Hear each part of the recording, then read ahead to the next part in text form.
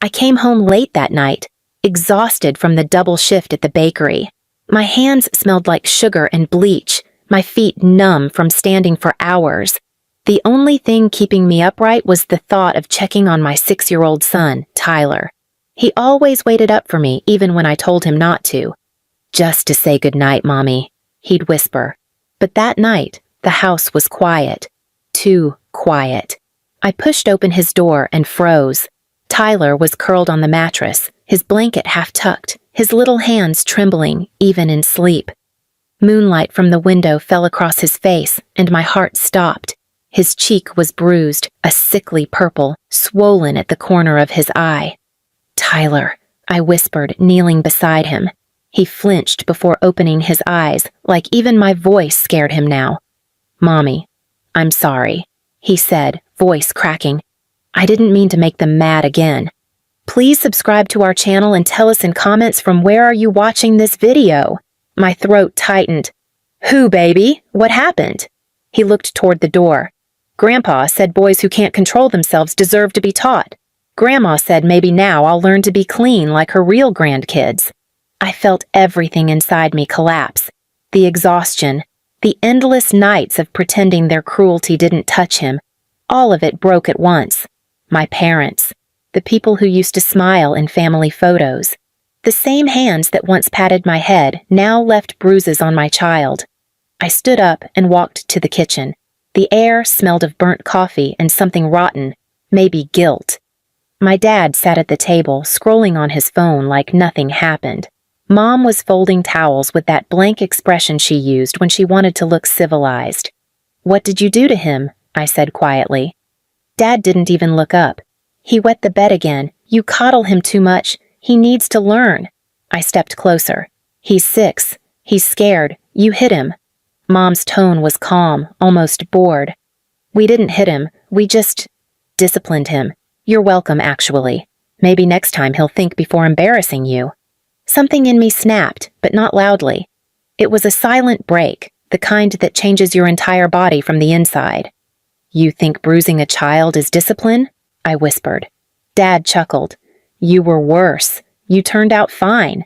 Maybe you should thank us for raising you strong." I looked at them both, the smugness, the pride, the absence of shame, and realized this was the same house that raised me to believe pain was normal, that if you cried, you were weak, that love was earned only through obedience. But now it wasn't about me. It was about Tyler. When I walked back to his room, he'd fallen asleep again, clutching his stuffed bear like it was his last piece of safety. I sat beside him, brushing the hair from his forehead. My tears fell quietly onto the blanket, and I whispered, "You'll never sleep scared again. I swear it." Behind me, I heard my parents laughing from the living room. That same cruel laughter that always followed someone else's pain. It used to scare me. Now it didn't. It sounded like the start of something I'd been waiting for my whole life. That night, I didn't sleep. I just sat in the dark, watching my son breathe, planning the quiet end of the people who thought cruelty was parenting. Morning came like punishment. The light through the curtains hit every crack in the old walls, every scar that house had ever given me. I didn't wake from sleep. I never slept.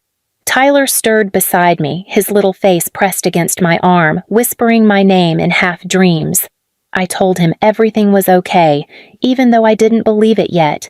Down the hallway, the smell of bacon filled the air, my parents' idea of peace after violence. I walked in.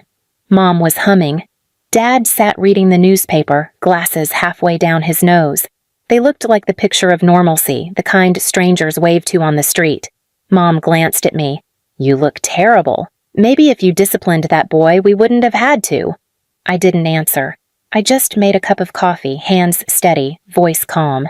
They didn't deserve my rage. Not yet. Rage burns fast. I needed something that lasted longer. That evening, I called a friend, Claire, the only person who'd seen me break before. "You were right," I said. "They crossed the line." Her silence on the phone said everything. "What are you going to do?" I looked over at Tyler, drawing on a notepad. "I'm going to make them wish they never touched him," I said. It began quietly. I stopped speaking to them except for necessities. I started packing things, little by little, boxes I labeled as old clothes, extra linens, winter stuff. They didn't notice. They never noticed anything that didn't serve them. A week later, when they demanded that I leave Tyler with them while I worked, I smiled. "You won't see him again after tonight," I said. Mom laughed, a sharp, empty sound. "You said that before. You always come back." But this time, I didn't. At dawn, I carried Tyler to the car, his stuffed bear tucked under his arm. He asked, "Are we moving again, Mommy?" "Yeah," I said softly. "But this time, somewhere they can't find us." I drove until the road signs stopped meaning anything, until the air stopped smelling like my parents' house. I rented a small place 2 towns away.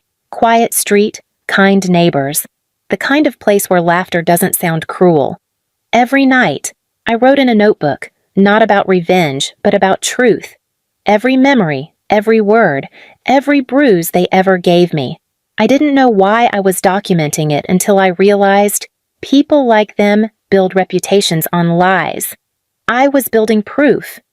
Weeks later, I heard from Claire that my parents were boasting in town about fixing their grandson.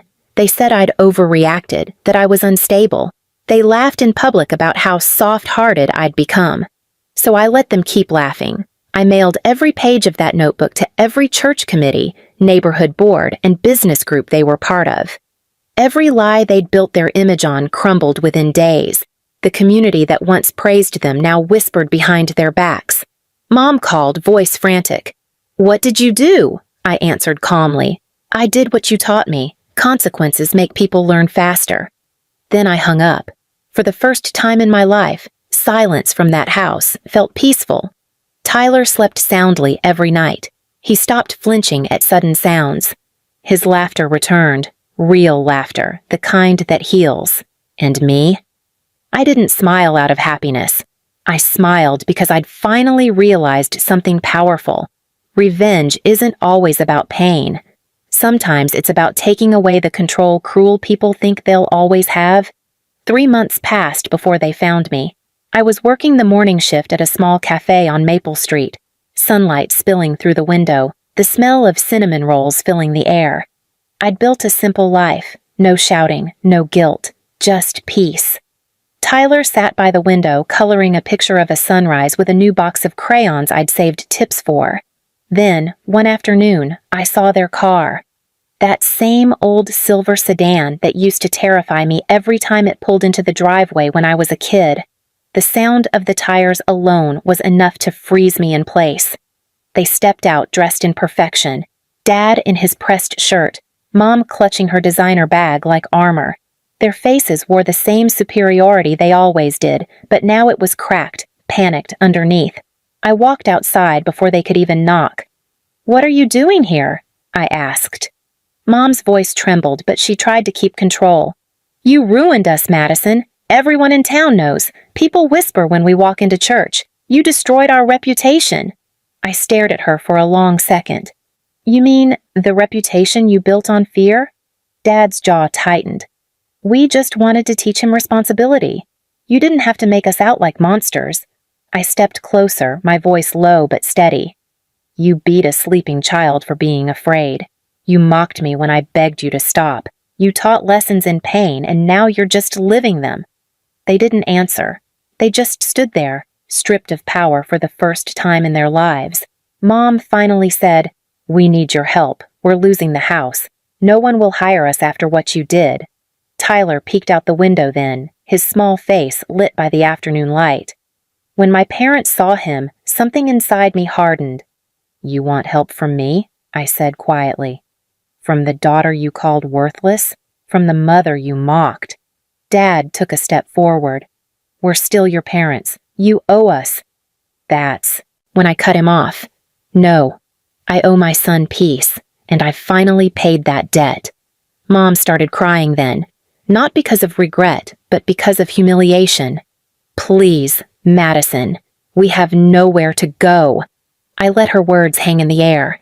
Then I said, "That's how it feels when the people who should have protected you turn their backs. That's how it feels to beg and be ignored." They stood there waiting for some sign of forgiveness. But there wasn't any. Forgiveness wasn't the lesson. Accountability was. You always said pain teaches faster, I said. I guess you were right. And I closed the door. Inside, Tyler looked up at me, confused. Grandma and Grandpa are here? I knelt beside him. They were, I said softly, brushing his hair back, but they're not staying. Why? He asked. Because love should never hurt, sweetheart, and sometimes walking away is how you teach people what love really is. He nodded, small and wise beyond his years. He went back to coloring, humming under his breath. Later that night, I sat by his bed, watching him sleep, the faint moonlight touching the faint scars that were almost gone now. My chest ached, but not from pain, from pride. We had survived what was meant to break us.